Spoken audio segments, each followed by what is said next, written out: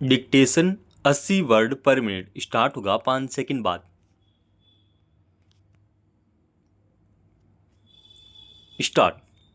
देश के नए उपराष्ट्रपति के रूप में राष्ट्रीय जनतांत्रिक गठबंधन राजग के उम्मीदवार सीपी राधाकृष्ण चुन लिए गए हैं।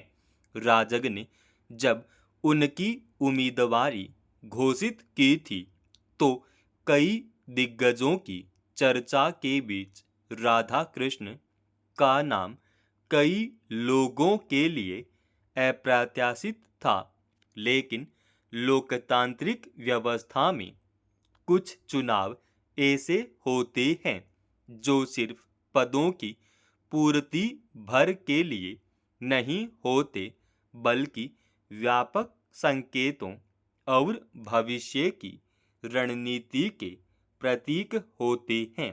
सीपी राधा कृष्ण का उपराष्ट्रपति चुना जाना भी कुछ ऐसा ही है। प्रधानमंत्री नरेंद्र मोदी और भाजपा नेतृत्व ने उनका इस पद के लिए चयन कर राजनीति में सरप्राइज फैक्टर वाली रणनीति से सभी को एक बार फिर परिचित कराया। आंकड़ों के गणित के हिसाब से राजग प्रत्याशी राधा कृष्ण का चुनाव निश्चित ही था।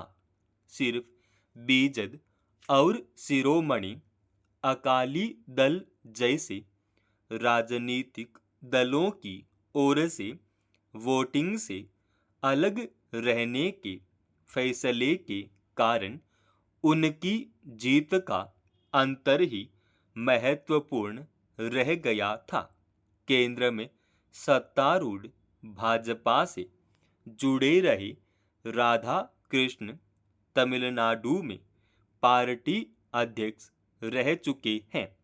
इस संवैधानिक पद पर उनका चुना जाना पार्टी कार्यकर्ताओं के लिए भी संदेश देने वाला है कि कर्तव्य निष्ठा, सादगी और ईमानदार छवि के बूते कोई भी कार्यकर्ता उच्च संवैधानिक पदों पर पहुंच सकता है।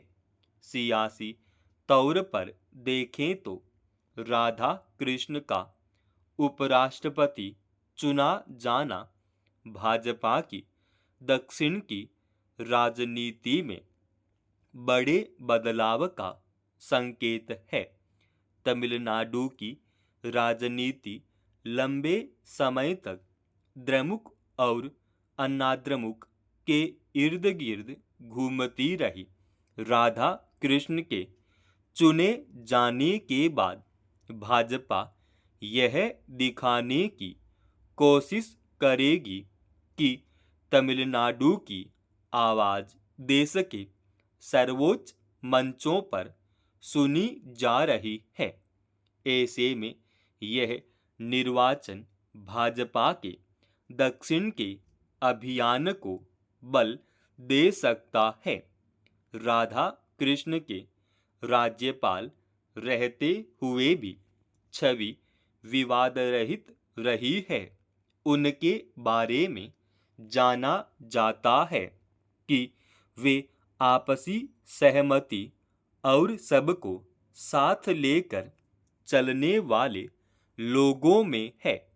राज्यसभा के नए सभापति के रूप में राधा कृष्ण के सामने चुनौतियां कम नहीं रहने वाली। असली चुनौती राज्यसभा का बाधा रहित संचालन करने की होगी, वह भी ऐसे दौर में जब पक्ष और विपक्ष के बीच तकरार के चलते संसद में कामकाज ठप होने के मौके आए दिन सामने आते रहे हैं। उन्हें विपक्ष को भी यह विश्वास दिलाना होगा कि सदन में उनकी बात सुनी जाएगी। साथ ही राज्यसभा की कार्यवाही को अधिक समावेशी और उत्पादक बनाना होगा। उपराष्ट्रपति केवल संसद के ऊपरी सदन के सभापति ही नहीं होते, बल्कि वह देश के दूसरे सबसे ऊंचे संवैधानिक पद पर आसीन होते हैं। उम्मीद की जानी चाहिए कि नए उपराष्ट्रपति की शालीनता और उनका संगठनात्मक अनुभव संसदीय शुचिता बनाए रखने में मददगार साबित होगा। राज्यसभा के माध्यम से उनके नेतृत्व में संसदीय गरिमा को न केवल और मजबूती मिलेगी, बल्कि लोकतांत्रिक मूल्य भी सशक्त होंगे। समाप्त। दोस्तों, रोजाना ऐसे एडवांस डिक्टेशन के लिए चैनल को आप अभी सब्सक्राइब कीजिएगा और आज के इस डिक्टेशन का पीडीएफ फाइल हमने हमारे Telegram channel study with HP Swami पर डाल दी है, जिसका लिंक इसी वीडियो के डिस्क्रिप्शन में डाल रखा है।